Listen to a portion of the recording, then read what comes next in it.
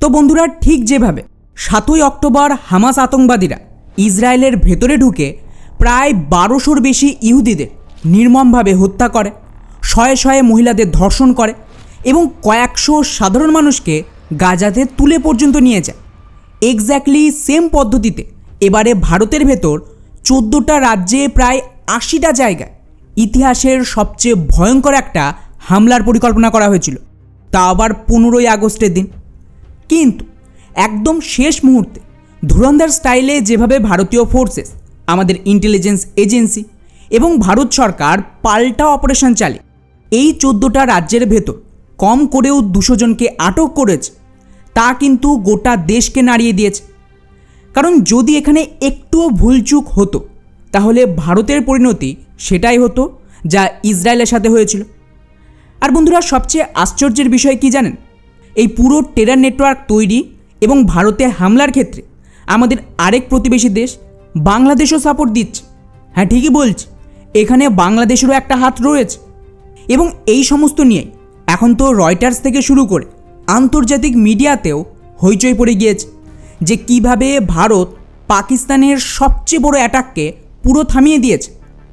আর শুধু থামিয়েছে তাই নয়, বরং একসাথে 200টা আতঙ্কবাদীকে আটকও করেছে, যা ইতিহাসে কোনোদিন হয়নি। আর আপনারা নিজেরাই কল্পনা করুন না, এই 200 জন যদি একসাথে 15ই আগস্টের দিন ভারতের 14টা রাজ্যে আক্রমণ চালাতো, এতে কম করেও কয়েক হাজারের বেশি লোক মারা যেত। ফলে এটা অস্বীকার করার জায়গাই নেই যে এই হামলা এতটা ভয়ঙ্কর হতে পারত যে মুম্বাই অ্যাটাক এর সামনে কিছুই না। যদিও এখন এটাকে নিয়ে পাল্টা পাকিস্তানের দাবি ওরা এই সমস্ত কিছুই করেন, বরং ভারতই নাকি পাকিস্তানের ভেতরে ঢুকে ওদের লোকজনকে মেরে দিচ্ছে, মানে ওই আননোন গানম্যানের কথা বলছে আর কি। তাই আজকের এই ভিডিওতে আমরা ডিটেলসে জানব এক্স্যাক্টলি কী হয়েছিল, কিভাবে পাকিস্তানের ফোর্সেস হামাসের সাথে হাত মিলিয়ে ভারতের ওপর গাজা স্টাইলে অ্যাটাক করতে চাইছিল, আর তার সাথেই পাল্টা ভারত কিভাবে এটাকে একদম শেষ মুহূর্তে আটকে দেয় এবং এতে বাংলাদেশ কিভাবে সামিল হলো, সবটাই জানবো আজকের এই ভিডিওতে। তো বন্ধুরা, আজ থেকে কয়েকদিন আগে একদিকে পাকিস্তানের সেনাবাহিনী পুনরায় হিন্দু বিদ্বেষী কিছু বয়ান দেয় এবং তার সাথেই পাকিস্তানের প্রাইম মিনিস্টার নিজে ভারতকে হুমকি পর্যন্ত দেয় যে ভারত যদি পাকিস্তানকে এই সিন্ধু নদীর জল না দেয় এটা ওদের রেড লাইন হবে এবং ওরা পাল্টা ভারতের ওপর অ্যাটাক করে দেবে। এখন পাকিস্তানের একটা প্যাটার্ন রয়েছে, যখনই পাকিস্তানের আর্মি, স্পেশালি ওদের টপ লিডারশিপ কোনো রকম হিন্দু বিরোধী বয়ান দেয়, সেটা একটা সিগন্যাল যে ওরা ভারতের ওপর কোনো না কোনো টেরর অ্যাটাক করবে। উদাহরণ হিসেবে 2025-এ পেহেলগামের আগেও সেম হয়েছিল, আর এবারেও সেটা হয়।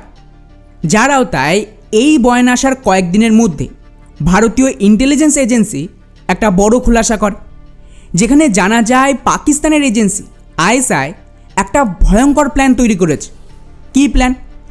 তো ওরা এই মুহূর্তে গাজা স্টাইল অ্যাটাক করতে চাইছে ভারতের ভেতর, যাতে ছোট ছোট হামলার বদলে একেবারেই কয়েক হাজার হিন্দুদের মারা যায়।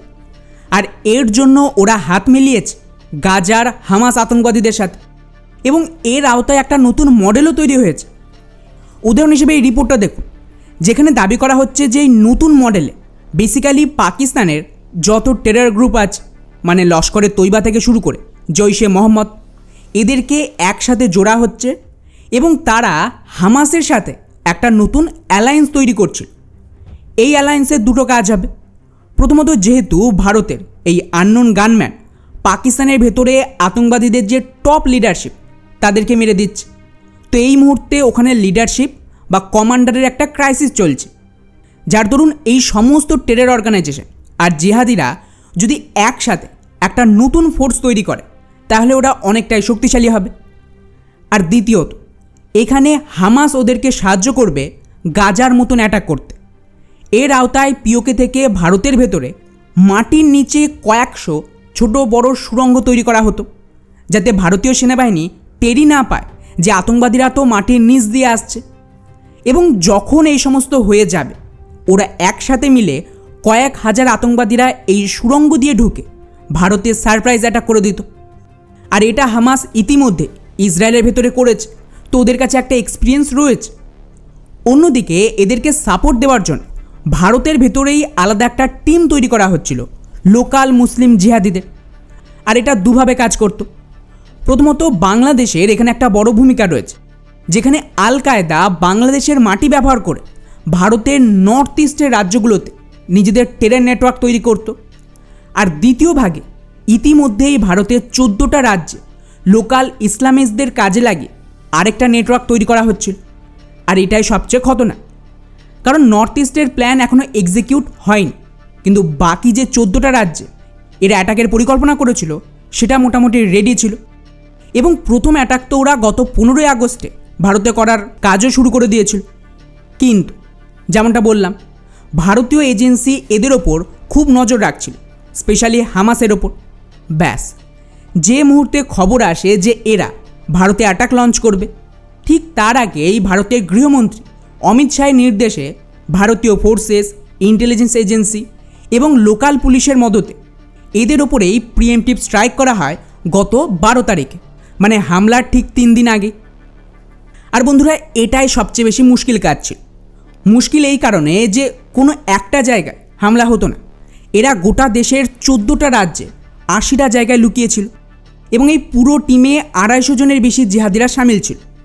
ফলে স্বাভাবিকভাবে যদি একটা জায়গায় ভারতীয় ফোর্সেস অ্যাটাক করে এদেরকে ধরে ফেলতো, তাহলে বাকিরা অ্যালার্ট হয়ে পালিয়ে যেত, নতুবা দিল্লি ব্লাস্টের মতন সময়ের আগে কাছাকাছি কোনো ভিড় এলাকায় গিয়ে ব্লাস্ট হয়ে যেত।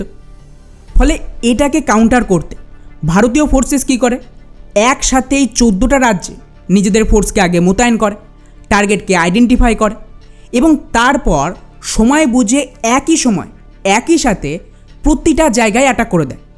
এর ফলে কী হয়, সকলেই ধরা পড়ে আর কেউ পালানোর পথই পায়নি। যার দরুন এই অপারেশন হয়ে গেলে এবং 15ই আগস্টের সমস্ত সেলিব্রেশন কমপ্লিট হয়ে গেলে এখন গিয়ে home minister Amit Shah tweet করে গোটা দেশকে এই অপারেশনের সম্পর্কে জানান, যেখানে ওনার দাবি অনুযায়ী এই পুরো অপারেশনে প্রায় 253 জন জেহাদি আতঙ্কবাদীদের আটক করা হয়েছে।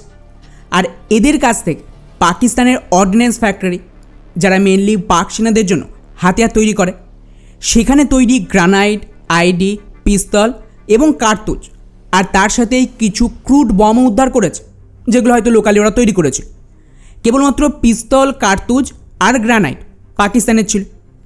অর্থাৎ এক কথায় এটা ভারতের ইতিহাসের সবচেয়ে বড় সফলতা ছিল আমাদের ইন্টেলিজেন্স এজেন্সিদের। কারণ এটা ঠেকানো না গেলে ভারতের 14টা রাজ্যে একসাথে অ্যাটাক হতো এবং রীতিমতো এখানে রক্তগঙ্গা বয়ে যেত।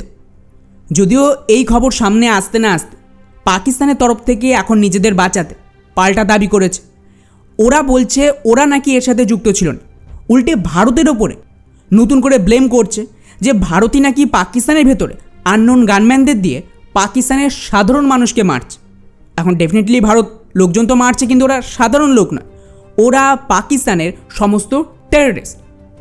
কিন্তু পাকিস্তান এখানে খুব একটা বাঁচতে পারবে না, কারণ ওদের অর্ডিন্যান্স ফ্যাক্টরি তৈরি গ্রানাইট এই সমস্ত আতঙ্কবাদীদের কাছ থেকে পাওয়া গেছে। আর বাকি হাতিয়ার তো প্রমাণ করেই দেবে যে পাকিস্তান এতে সামিল ছিল। তবে মুশকিল এক জায়গায়, যারা ধরা পড়েছে তারা পাকিস্তানি না, এরা বেশিরভাগই ভারতীয় ইসলামিস্ট। তাই পাকিস্তান তো খোলাখুলি বলবে যে এতে ভারতীয় লোকজনই সামিল রয়েছে, আমাদের কোনো হাতই নেই। আর এটা সত্যি যে ভারতের আসল শত্রু পাকিস্তান না, বরং ভারতের ভেতরে থাকা পাকিস্তান প্রেমী গদ্দার। দিল্লি ব্লাস্টের দরুনও যে ধরনের ইসলামিস্ট ডাক্তাররা সামিল ছিল, তারা কি পাকিস্তানি ছিল? না, তারা ভারতীয় ছিল। এমনকি পেহেলগাম অ্যাটাক যারা করিয়েছিল, যারা সাপোর্ট দিয়েছিল এই অ্যাটাক করাতে, তারাও ভারতীয় ছিল। আর শুধু তাই নয়, আরও একটা খবর এসেছে, এটা দেখুন। রিসেন্টলি জম্মু কাশ্মীর রেলওয়ে ব্লাস্টে মাস্টারমাইন্ড ধরা পড়ে আলতাফ হোসেন শেখ নামে, সেও কিন্তু ভারতীয় ইসলামিস্ট ছিল। তো আমাদের অ্যাকচুয়ালি অপারেশন সিঁদুর করে খুব একটা লাভ নেই, আমাদের দেশের ভেতরে অপারেশন জিহাদি খেদাও চালাতে হবে, তা না হলে এই সমস্ত থামবে না। যাই হোক, এখন এখানে তো সফলতা পাওয়া গেছে, এবারে আল কায়দা বাংলাদেশের মাটি থেকে যে হামলার প্ল্যান করছে নর্থ ইস্টে, তার বিরুদ্ধে অ্যাকশন লাগবে। বাকি এ নিয়ে আপনাদের কি মতামত নিচে অবশ্যই কমেন্ট করে জানাবেন। জয় হিন্দ।